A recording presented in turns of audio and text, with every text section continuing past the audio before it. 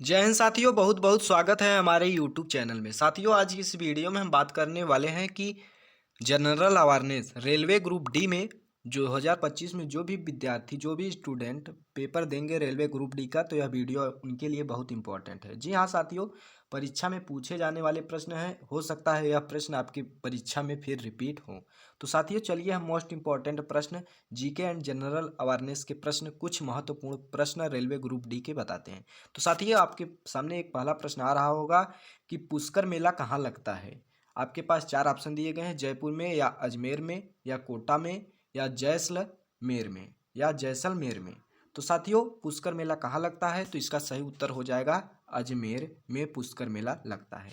इसी की तरह साथियों चलते हैं हम दूसरा प्रश्न है साथियों कि आज़ाद हिंद फौज की स्थापना कहाँ हुई थी। तो आपके पास चार ऑप्शन दिए गए हैं, जापान में हुई थी कि सिंगापुर में हुई थी कि बर्मा में हुई थी कि जैसलमेर में हुई थी।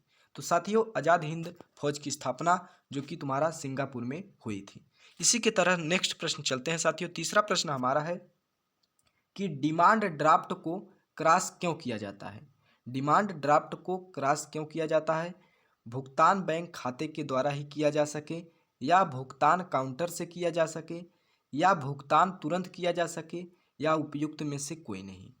तो डिमांड ड्राफ्ट को क्रॉस क्यों किया जाता है। तो साथियों डिमांड ड्राफ्ट आखिर है क्या, पहले ये जानिए।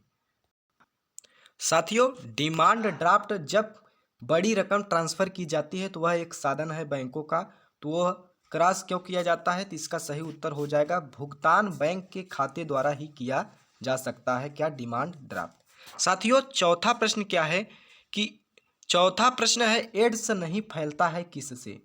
संक्रमित हुई यानी कि संक्रमित सुई का प्रयोग करने से, या सेक्स करने से, या संक्रमित मरीज के खून चढ़ाने से, या बातचीत करने और मरीजों को छूने से।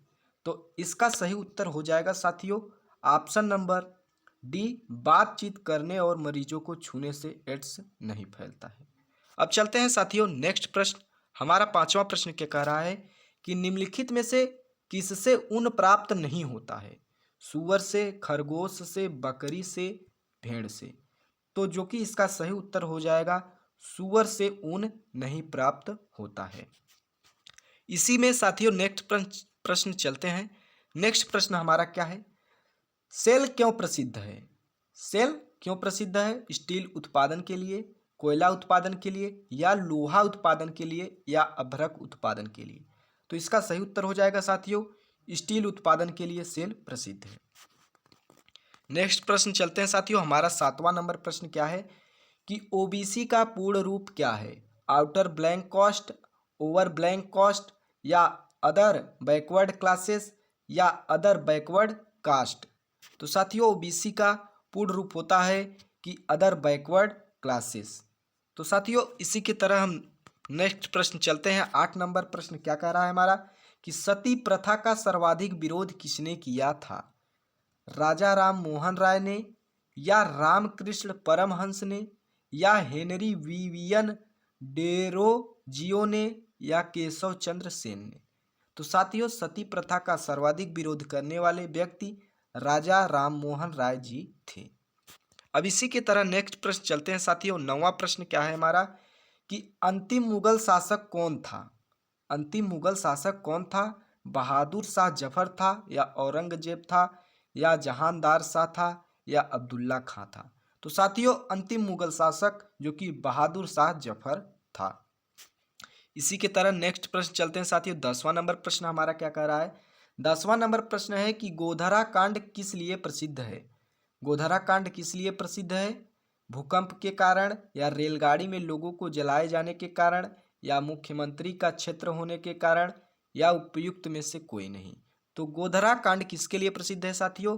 रेलगाड़ी में लोगों को जलाए जाने के कारण गोधरा कांड प्रसिद्ध है। चलते हैं साथियों इसी की तरह इंपॉर्टेंट प्रश्न 11वां प्रश्न क्या कहता है हमारा। 11 नंबर प्रश्न है साथियों, महाराष्ट्र जिले का लातूर पिछले दशक चर्चा में क्यों आया था। महाराष्ट्र जिले का लातूर पिछले दशक चर्चा में क्यों आया था। भूकंप के कारण आया था, या सांप्रदायिक दंगों के कारण आया था, या ट्रेन दुर्घटना के कारण आया था, या विकसित जगह होने के कारण। तो साथियों इसका सही उत्तर हो जाएगा भूकंप के कारण, यानी कि लातूर जो कि महाराष्ट्र जिले का लातूर पिछले दशक चर्चा में रहा था भूकंप के कारण। साथियों इसी में हम 12वां प्रश्न हमारा क्या कह रहा है, 12 नंबर प्रश्न कह रहा है कि श्वेत क्रांति किससे संबंधित है, दूध से या पानी से या ऊन से या सरसों से। तो साथियों श्वेत क्रांति तुम्हारा किससे संबंधित है, दूध से संबंधित है। में साथियों 14 नंबर प्रश्न क्या कहता है हमारा, 14 नंबर प्रश्न क्या कह रहा है कि सार्स क्या है, सार्स क्या है, विषाणुओं द्वारा फैलने वाली बीमारी है या जीवाणुओं द्वारा फैलने वाली बीमारी है या चूहे के पिस्सू से फैलने वाली बीमारी है या मच्छर से फैलने वाली बीमारी है। तो सार्स एक क्या है, सार्स एक तुम्हारा साथियों विषाणु द्वारा फैलने वाली बीमारी है।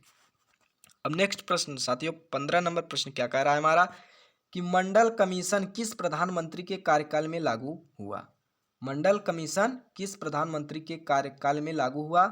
तो साथियों श्री चंद्रशेखर या HD देवगौड़ा या VP सिंह या अटल बिहारी वाजपेयी।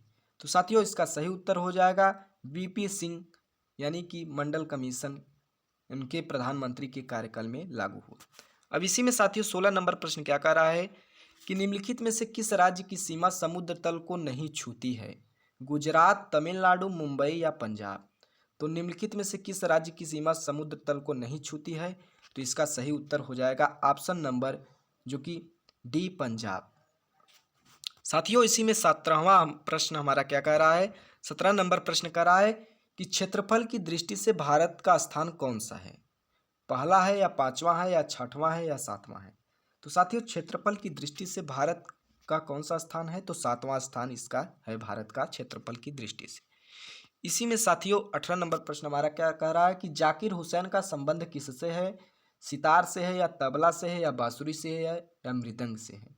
तो साथियों जाकिर हुसैन का संबंध जो कि तुम्हारा तबला से है। 19 नंबर प्रश्न है कि लाल बहादुर शास्त्री का समाधि स्थल है कहाँ पर है, राजघाट या शक्ति स्थल या विजय घाट या वीर भूमि। तो साथियों इसका सही उत्तर हो जाएगा विजय घाट।